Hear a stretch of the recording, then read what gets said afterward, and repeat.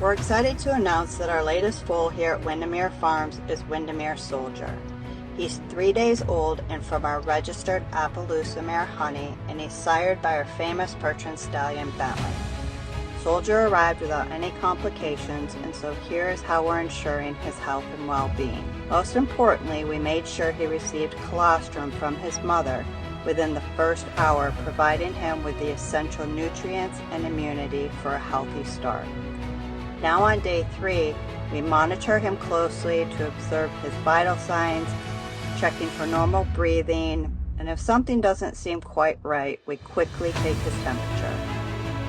We keep his stall clean and dry, and we regularly check his umbilical cord for signs of infection, and we constantly watch his nursing habits to ensure that he's gaining weight and thriving.